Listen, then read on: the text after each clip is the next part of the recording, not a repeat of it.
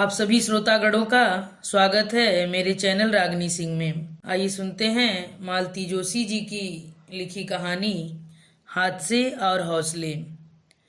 तो चलिए शुरू करते हैं कहानी हादसे और हौसले। मेहंदी तो बड़ी प्यारी लगाई है, अनुजा ने रीना की हथेली सहलाते हुए पूछा। किस खुशी में? मेरे ममेरे भाई की शादी है न 24 को।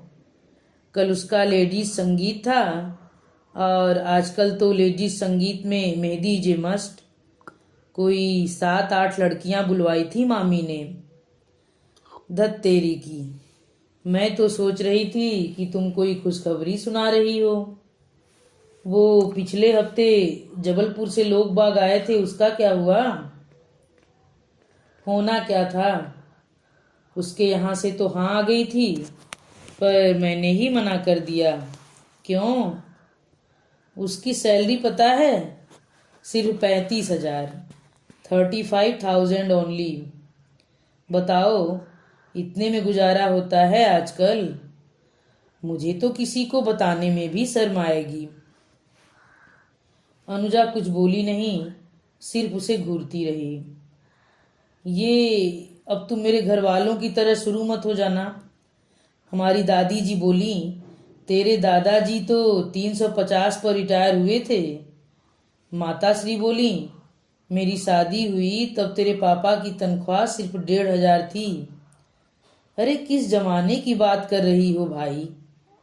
आज तुम अपनी काम वाली बाई को 1,500 दे रही हो। तुमने वह दिल्ली वाला प्रपोजल नाहक रिजेक्ट कर दिया। लड़के की सैलरी भी अच्छी थी और पिता का बिजनेस भी था शायद। तुम्हें बताया तो था, 3 अनब्याही बहनें थीं।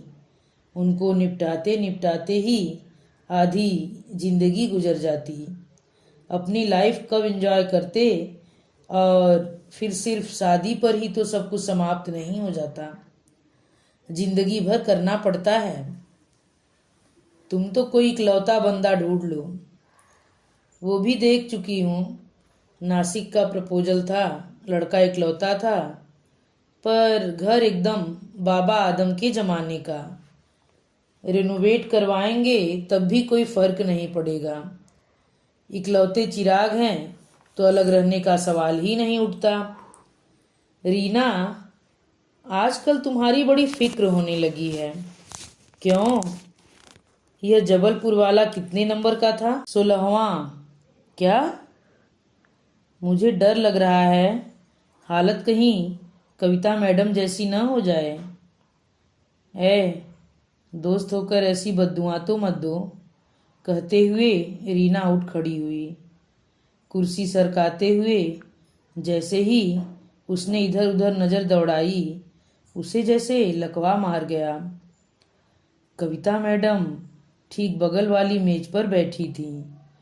वे कब आई उन्हें पता ही नहीं चला।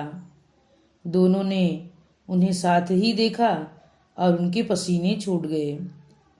हेलो, कविता मैडम ने अपने हमेशा वाले अंदाज में विश किया और बाहर की राह ली।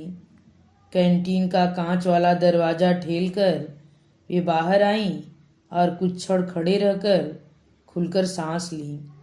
दिल दोनों के बुरी तरह धड़क रहे थे। उन्होंने सुन लिया होगा क्या? कितना सुना होगा? कम से कम बद्दुआ वाली बात तो जरूर ही सुनी होगी। तुम्हें उनका नाम लेने की क्या जरूरत थी? मैंने तो सिर्फ तुम्हें वार्न करना चाहा था, इसलिए उनका उदाहरण दे डाला, अनुजा ने रुआंसे स्वर में कहा। ठीक है ठीक है, अब आगे से ध्यान रखना। No personal talk in canteen. Reena दिन भर परेशान रही। कविता मैम उसकी इमीडिएट बॉस नहीं थी, पर सीनियर तो थी। उन्हें नाराज करना किसी भी तरह हितकारी नहीं था। अनुजा पर गुस्सा आ रहा था, पर उसने भी एक विलविशर की तरह उसे समझाना चाहा था। वह इस तरह रिश्ते नकारती चली गई तो एक दिन सचमुच उम्र के उस पड़ाव पर पहुंच जाएगी जहां गलत सलत समझौते करने पड़ेंगे। उसने तो पहले रिश्ते पर ही हाँ कर दी थी। स्वप्नजीवी उम्र थी वह, पर तब घर वाले बिफर गए थे। अपनी सुंदर गुणी कमाऊ कन्या के लिए वे अच्छे से अच्छा वर चाहते थे। वह रिश्ता रीना की मौसी लाई थी। यहाँ से इनकार आने पर उनका मुंह सूज गया था। कहती थी, देखती हूँ अब कौन सा राजकुमार आता है। राजकुमार न सही, पर ढंग का आदमी तो हो। यहाँ तो एक से एक नमूने सामने आ रहे हैं। सैलरी का सवाल भी आजकल अहम हो गया है। पर्सनालिटी भी तो कुछ मायने रखती है। हर किसी लल्लू पंजू के गले में तो जयमाला नहीं डाल सकती ना। कल को फिर यही लोग कहेंगे कि ऐसा ही करना था तो वो अमुक तमुक क्या बुरा था। पहले तो इन्हीं लोगों ने सपनों को हवा दी है और अब यही लोग परेशान हो रहे हैं। फिर कई बार ऐसा भी हुआ है कि जो लड़का उसे पसंद आ गया उसी ने रिजेक्ट कर दिया। फिर कई कई दिन तक वह अवसाद से उबर नहीं पाती है। पंडित पुरोहित मित्र परिजन मैरिज ब्यूरोज सब जुटे हुए हैं, पर बात बन ही नहीं रही है। तो वह क्या करे। ऐसे में अनुजा ने कविता मैम का उदाहरण देकर उसे तो एकदम हताशा के गर्त में ही ढकेल दिया था। कविता मैम की शादी बहुत बड़ी उम्र में हुई है, वह भी एक रिटायर्ड फौजी से जिसकी एक टांग नकली है। अगले कई दिनों तक वह कविता मैम के सामने पढ़ने से कतराती रही, पर एक दिन उनके सामने जाना ही पड़ा। अकेली नहीं थी वह, सेक्शन के सारे लोग उसके साथ थे। उस दिन सबको अपनी मेज पर एक खूबसूरत कार्ड मिला था। कविता मैम की शादी की 5वीं वर्षगांठ का निमंत्रण था। बधाई देना तो जरूरी था। सब लोग दल बांधकर उनके केबिन में पहुंचे थे। वे हंसकर बोली, शादी की सालगिरह का तो बहाना है, दरअसल घर को रेनोवेट किया है, उसकी पार्टी है। मैम, इससे तो अच्छा था आप नया घर ले लेती। पुराने वाले को रेनोवेट करवाने में मेहनत भी ज़्यादा लगती है और पैसा भी, फिर पुराना लुक तो जाता ही नहीं है, अलका ने कहा। मेरी भी यही इच्छा थी, पर क्या करूं। मैं घर को छोड़ना चाहती हूं, पर वह मुझे नहीं छोड़ता। मतलब? वे हंस दी, अपनी स्वच्छ निर्मल हंसी। बोली, शादी के बाद मैं अपने फ्लैट में रहने चली गई थी। मुश्किल से 2 साल रह पाई थी कि माँ गुजर गई। पापा के लिए घर लौटना ही पड़ा। फिर पापा चले गए। अमेरिका वासी दोनों भाई उस मौके पर आए थे। बोले, हमें तो अब वापस लौटना नहीं है, यह घर आज से तुम्हारा हुआ, चाहे बेचो चाहे रख लो, तुम्हारी मर्जी। तो इसे माँ पापा का आशीर्वाद समझकर मैंने रख लिया। मैम, कुछ मदद करवानी हो तो कहिएगा, हम लोग जल्दी पहुंच जाएंगे। यूं तो हर चीज का कॉन्टेक्ट दिया जा चुका है, पर आओगी तो अच्छा लगेगा। बाद में सबने अलका को खूब आड़े हाथों लिया। इतना लल्लो चप्पो करने की क्या जरूरत थी। कर्टसी है भाई, मेरी वास है वो, और उसी मोहल्ले में रहती हूँ मैं, इतना तो बनता है। तुम लोगों पर कोई जबरदस्ती थोड़े ही है। काफी ना नुकर के बाद तय हुआ कि पार्टी वाले दिन सब लोग अलका के घर इकट्ठा होंगी और साथ ही जाएंगी। वे लोग पहुंची तब लान में केटरर के आदमी बिखरे पड़े थे। कुर्सी टेबलों का चादरों का ढेर लगा था। मैम के पति उन लोगों को भीतर लिवा ले गए। रीना ने उन्हें पहली बार देखा था, काफी स्मार्ट लग रहे थे। देखकर पता ही नहीं लगता था कि उनकी एक टांग नकली है।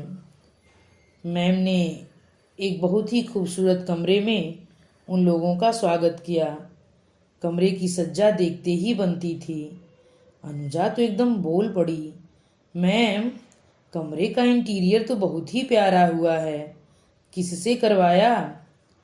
इस कमरे पर मैंने सबसे ज्यादा खर्च किया है। ये मेरे पापा का कमरा है। जीवन के 14-15 साल उन्होंने इसी कमरे में गुजारे हैं। कैसे? सालों पहले उनका एक एक्सीडेंट हुआ था जिसने उनकी दुनिया ही बदल दी। एक्सीडेंट में प्राण तो बच गए थे, पर कमर के नीचे का पूरा शरीर लुंज पुंज हो गया था। उनकी दुनिया इसी कमरे में सिमट कर रह गई थी। उस एक्सीडेंट ने उनका ही नहीं, हमारा भी जीवन बदल दिया था। पढ़ाई छोड़कर मुझे नौकरी करनी पड़ी थी, क्योंकि घर में कमाने वाला कोई नहीं था। भाई लोग पढ़ रहे थे। वे लोग अब कहाँ हैं? उस दिन बताया था ना, यूएसए में बड़ा वाला इंजीनियर बना, तो हमें कुछ आस जगी थी, पर वह बाहर जाने की फिराक में था। 1-2 साल यहाँ नौकरी की और अमेरिका चला गया। सिर्फ शादी के लिए एक बार आया था और दूसरी बार पापा की मृत्यु पर। छोटा भी उसी राह पर चला। उसने तो शादी भी वहीं की, बस पापा के मरने पर आया था। शायद इसीलिए मैम, आपकी शादी बहुत लेट हुई ना? शिल्पी ने डरते डरते पूछा। हाँ, ऐसा ही समझ लो। पापा का एक्सीडेंट न हुआ होता तो आज हम शादी की 18वीं या 20वीं सालगिरह मनाते होते। मतलब आप सर को पहले से जानती थी? अनुजा ने पूछा। हाँ, कॉलेज से ही जानती थी। तय था कि पढ़ाई पूरी होते ही घर वालों से बात करेंगे। हम दोनों के माँ बाप मना भी करते, तब भी शादी तो हमें करनी ही थी। पर विधि को कुछ और मंजूर था। पापा का एक्सीडेंट हो गया और मेरी दुनिया ही बदल गई। फिर मैंने जयदीप से कहा कि मेरा तो अब इस चक्रव्यूह से निकलना मुश्किल है, पर मैं तुम्हें आज़ाद करती हूँ। अच्छी सी लड़की देखकर शादी कर लो। शादी तो उन्होंने नहीं की, पर शायद डिप्रेशन में आकर आर्मी ज्वाइन कर ली। बरसों बरस हमें उनका पता ही नहीं चला। फिर एक दिन खबर मिली कि युद्ध में अपना एक पैर गंवाकर लौटे हैं। आर्मी के आदमी थे, तुरंत ही कृत्रिम पैर की व्यवस्था हो गई, पर आत्मविश्वास वह तो चूर चूर हो गया था। वह कौन लौटाता? मैंने अपंगता को बहुत निकट से देखा था।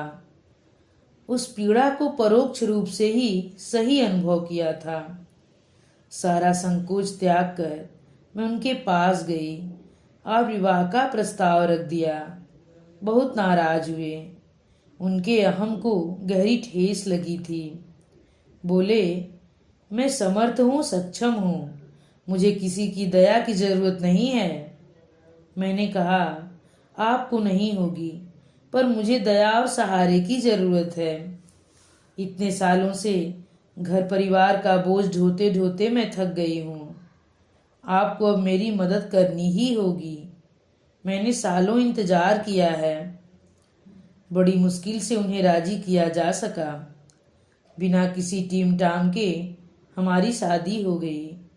मैं उनके नन्हे से फ्लैट में आ गई। वे मेरी जिंदगी के सबसे खूबसूरत दिन थे। पर अच्छी चीजें ज्यादा दिन तक रहती नहीं ना। वैसा ही हुआ। सालों साल पापा की सेवा करते करते माँ थक गई थी। बेटों के विदेश में बस जाने से टूट भी गई थी। वे भीतर ही भीतर कितना खींच गई थी, इसका पता तब चला जब वे एक दिन सोई तो उठी ही नहीं।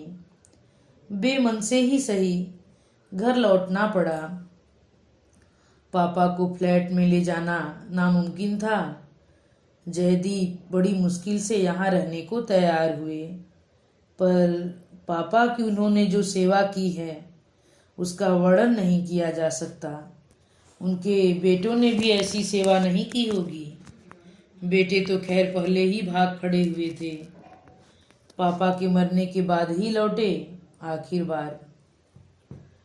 मैम, कभी बच्चों के बारे में नहीं सोचा? शिल्पा ने डरते डरते एक सवाल उछाल दिया। समय ही कहाँ था, और अब तो उम्र भी नहीं है। खेलने खाने की उम्र से जिम्मेदारियों का पहाड़ ढोते ढोते थक गई हूँ। अब जाकर खुलकर सांस लेने का मौका मिला है। अब किसी नई जिम्मेदारी की कल्पना से भी रूह कांपती है। अब तो जो भी समय मिलेगा हम एक दूजे को देना चाहेंगे। बहुत देर में ही सही, एक दूसरे का साथ मिला है, उसे एंजॉय करना चाहेंगे।